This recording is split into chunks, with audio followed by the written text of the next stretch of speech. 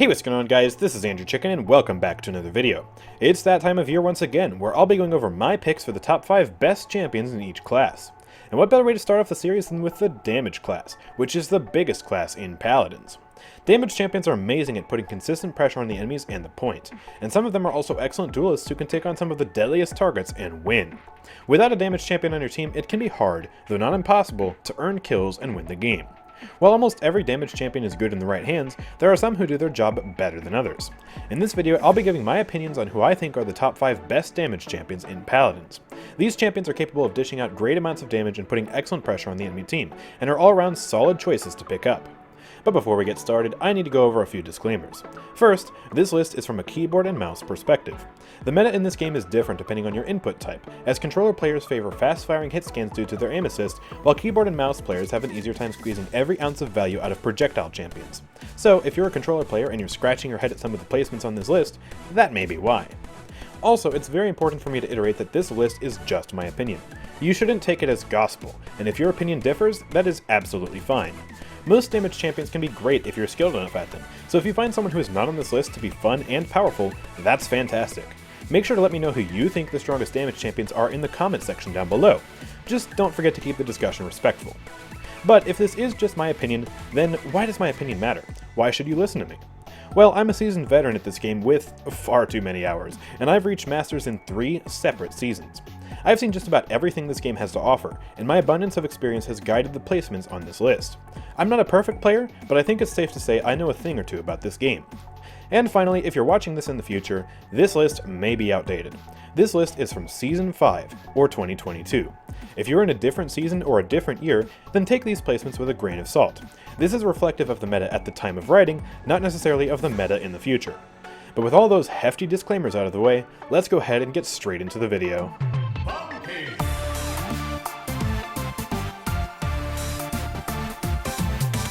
Number 5. Willow. In the number 5 spot we have Willow, a powerful blaster with one of the deadliest abilities in the game. Willow showing up on this list might surprise you, since she doesn't exactly have the best DPS in the game. As a matter of fact, her base DPS is actually lower than Torvald's, clocking in at just 666 DPS. But what she might lack in DPS, she makes up for in her most powerful ability, the Dead Zone. Willow's Dead Zone is capable of completely shutting down healing in a massive area larger than the size of the point. Anyone who stands in Dead Zone cannot be healed unless they are immune to status effects from something like Grok's Ghost Walk or Eevee's Ice Block, and in a game where double support comps aren't that uncommon, this is an incredibly powerful ability to have. Because she can deny anyone the ability to heal, you can see why her base DPS is so low, because she's designed to not need that extra damage to fight against the enemy's healing output. However, she's not exactly without ways to buff up her DPS either. Her most popular talent, Blast Flower, lets her ramp up damage to a much more respectable level. By hitting consecutive shots on the target, she deals more damage to them, and this talent can enable her to 4-shot some squishy champions if her aim is true. However, aiming isn't exactly too troublesome with Willow either. Willow's weapon has an extremely large blast radius, bigger than most other blasters in the game. It's also a very easy projectile to hit because it's very large and travels in a straight line, though it is a bit on the slow side. As long as you have the high ground with Willow, hitting shots is a breeze. The last thing that makes Willow so good is her survivability. Despite her deceptively fragile stature, she can become quite beefy through the power of her health card and this useful trinket which grants up to 25% damage reduction after using Flutter, which can really make her tough to kill when stacked with Haven or Veteran. Speaking of Flutter, Willow also has a decently respectable movement ability. It's fast, can go vertically, and travels a decent distance. It's not the cream of the crop, but it's a far cry from bad. All of this combines to make Willow one of the greatest damage champions in the game.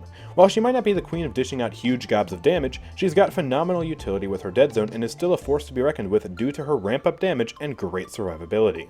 Number 4. Octavia. Octavia is a surprisingly simple yet powerful damage champion who you should never underestimate. Octavia has one of the best weapons in the game when scoped in, which has great range, accuracy, and damage. She has some of the highest DPS in Paladins, dealing a whopping 1450 DPS without even factoring in headshots. And if you can hit headshots with her, she is truly terrifying. On top of that, she has her distortion field, which primarily serves to obfuscate the enemy's vision and clutter up the screen. It can hide Octavia's teammates from the enemies, and it can also hide Octavia's enemies from their healers, making it difficult to heal. And with the talent Asymmetric Warfare, Octavia can also heal allies and do additional damage to enemies, making it so that anyone she guns down inside the distortion field dies absurdly quickly. It's also hard for enemies to leave her distortion field since it slows them, which is just the icing on the cake. Octavia also has decent mobility with her commanding leap, which rockets her through the sky and can send her up to the high ground with ease. It's not the best in tight spaces though, but out in the open it's one of the best movement abilities in the damage class. And of course, her ultimate is an impressive one too. It's more useful for zoning than it is reliably getting kills, but if someone gets caught in it, then they take a brutal beating. That threat alone can be enough for Octavia's ultimate to temporarily clear out the objective or a key choke point from any enemies, lest they be doomed to perish in a ray of glory. Octavia's one major drawback, besides her movement ability sucking in close quarters, is her weapon being wildly inaccurate when not scoped in. In close quarters fights, Octavia is forced to spray and pray that her weapon shots find their mark on the target instead of drawing an outline around them, and this can cause her to lose close quarters fights despite having one of the best weapons in the game at medium range. However, because her gun is so good when she is able to keep the enemies at a healthy distance, and her distortion field is a menace, Octavia still deserves a spot on this list. She rewards those who are great at aiming with truly disgusting DPS. And the funny thing is, it used to be higher. Number 3. Cassie. There has never been a time in Paladins history when Cassie has been bad. At least, none that I can remember. Cassie has wonderful damage, solid mobility, useful crowd control, and a great utility ultimate. With just a bit of practice at hitting her shots, you can become a threatening foe for any champion to fight. Cassie has a great burst combo in the form of her blast shot, where she fires a regular shot and then a blast shot immediately after. With impulse, this deals upwards of 1200 damage as soon as Cassie engages in a fight. She can then hit a follow-up shot immediately after and almost kill the poor enemy in less than a second. Even without this combo, she still has solid, consistent DPS with the huge perk of having no damage fall-off at range. So, with some good aim, she can actually contest most long-range champions just fine. Her disengage can also be very useful for scoring cheeky environmental kills, as well as knocking enemies away from her or off of the objective. It's a useful disruptive ability for sure. And of course, her movement ability is very basic and very solid. Her dodge roll is a short-range dash that can go in any direction other than up, and it can be used to juke an enemy's attack or get behind cover in a jiffy. But where it really shines is with the exaction playstyle, which is capable of this with some good aim.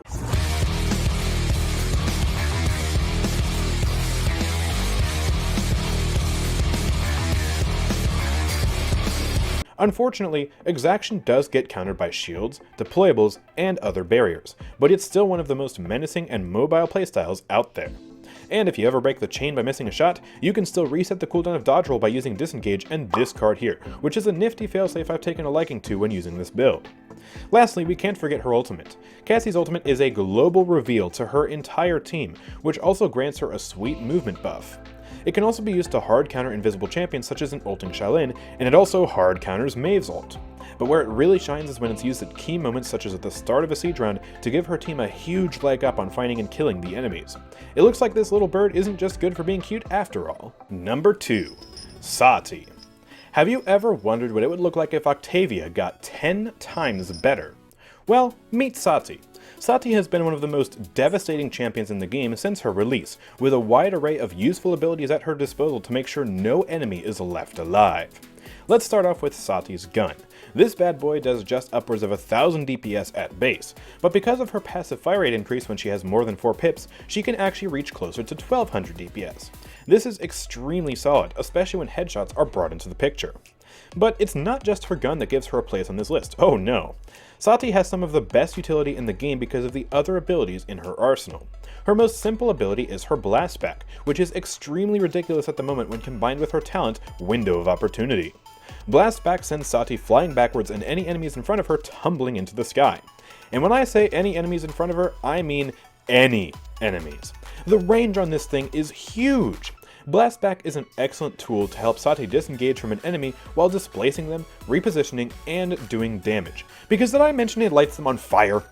And with Window of Opportunity, her gun deals increased damage to whoever she hits with her blastback, and it knocks them up instead of back, so they're stuck in a super vulnerable position. Not only is her blastback good, but so is her next ability, the Dead Ringer. This is a deployable that can block damage for Sati, shoot back at the enemies, and reveal whoever attempts to destroy it. It also turns Sati invisible for a brief moment whenever she deploys it, allowing her to slip away and reposition under the cover of darkness. And the icing on the cake is that it can serve as an incredible zoning and anti-dive tool with the talent Improvised, which causes it to explode whenever an enemy is nearby. It does a good amount of damage and also reveals them, so Sati can track them down and destroy them. Talk about a useful deployable. And her last two abilities are focused on hitting anyone no matter how much cover they're behind. Sati can flick a coin up into the air and shoot at it, at which point anyone in line of sight of the coin will be hit by the shot even if Sati can't see them directly. That's right, this champion has auto-aim that also hits people behind walls.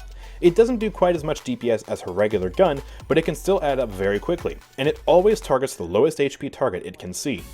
No matter which build she goes, Sati can abuse the coin to consistently hit enemies who are behind cover without ever putting herself in danger. But the coin also has one neat little quirk that makes Skye mains everywhere cry. You see, Sati's coin can target people who are invisible, even if Sati can't see them. So if Sati hears a Skye go invisible nearby, she can just flick a coin up into the air and start blasting. When you combine that with her Dead Ringer and Blast Back, Skye doesn't stand a chance against this champion.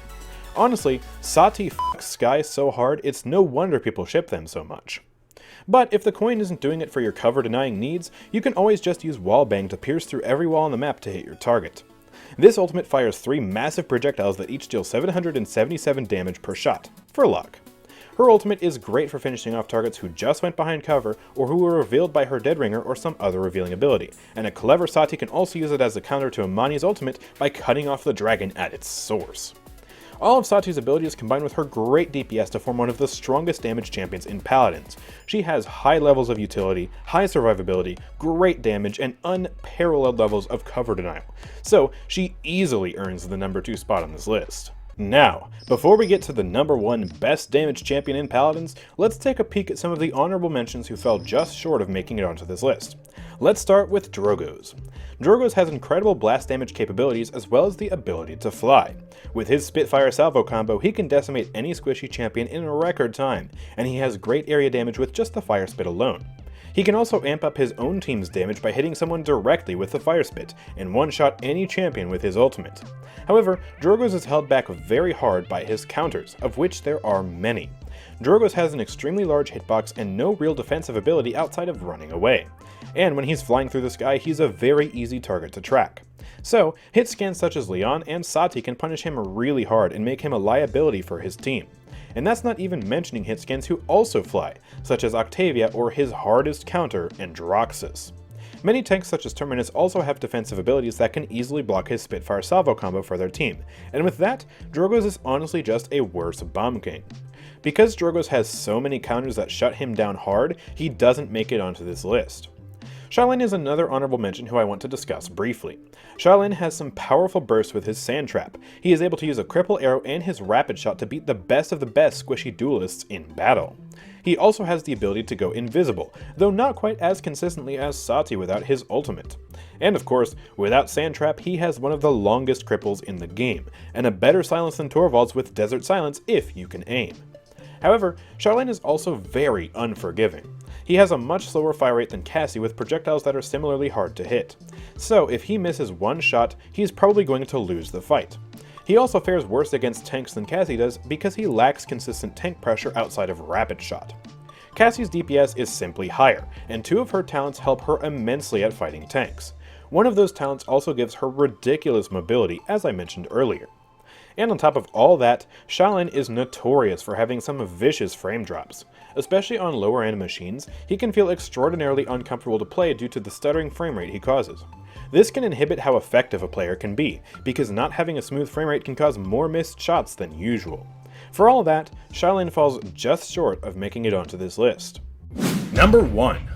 Bomb King. Bomb King has always been one of the absolute best champions in the game. Oh, sorry, I was just having some mad deja vu right there. That's right, Bomb King makes it to the top of this list yet again as the king of the damage class. Bomb King is extremely good right now for a multitude of reasons, just like he was back in Season 3. Bomb King has some great DPS. He throws a sticky bomb every 0.7 seconds, allowing him to 3-shot most champions in just over 2 seconds when in close quarters. With Royal Subjects, this damage is also extraordinarily easy to hit. All it takes to be good with Bomb King's bombs is timing and, at long range, the ability to lead your shots well. Royal Subjects does the rest of the work for you. That's not all Royal Subjects is good for though, because it also provides Bomb King excellent cover denial. With skilled timing and aim, Bomb King can detonate bombs above cover like Khan's or Ash's shield to damage both them and the shield, which is a feat not many can achieve so easily, if at all. If Sati didn't exist, Bomb King would be the best damage champion for consistent cover denial. Bomb King also has another great talent for busting tanks, Chain Reaction. This talent can cause some of the most satisfying numbergasms this game has to offer when you stack up multiple bombs on a target, and is the premier counter to Yaggroth when percent-based damage is out of the picture. The only downside to this talent is that it's incapable of two-shotting most squishies, and the bombs can also be shot off by the enemies if they catch onto your shenanigans. Never play this talent against a Combat Medic Pip, trust me. On top of that, Bomb King has a great movement ability. The Poppy Bomb has a number of quirks that make it both more complicated and better than a comparable leap like a Buck's. Bomb King can use wall jumps with a Poppy Bomb to reach high grounds that he wouldn't normally be able to reach, and he can also use it in tandem with his ultimate to quickly close the distance and go in for a big bang. His Poppy Bomb isn't classified in the game code as a movement ability, however, because it's a thrown projectile that primarily serves to knock enemies back. This knockback can help Bomb King further create a gap between him and an enemy who gets too close, kind of like a more powerful Sati blast back. Also, because it's not technically a movement ability, Bomb King can't be crippled out of it. So, Bomb King can escape devastating cripples such as Inara's Treacherous Ground or Genos' Power Cosmium, whereas any other damage champion would be stuck and forced to buy Rezo. Bomb King also has great area denial and zoning in the form of his Grumpy Bomb. The Grumpy Bomb actually rarely stuns enemies because it takes so long to blow up, but when it does stun enemies, they're almost always going to die. What Grumpy does better though is forcing defensive and movement abilities out of the enemies or scaring them away from the objective. It has a huge range, and if the enemies don't want to get stunned or blown up, they are forced to counterplay it. This can force them to play more passively or bait out a defensive ability that would otherwise be saved for something else, like King Bomb. Grumpy is just a super useful tool that requires little effort on the part of Bomb King to use.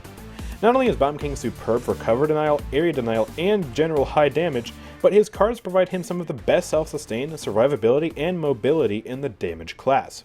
His health card can give him among the highest base health pools in the damage class, which can be ramped up even further with items, and King's Court gives him flat sustain for each sticky bomb he detonates.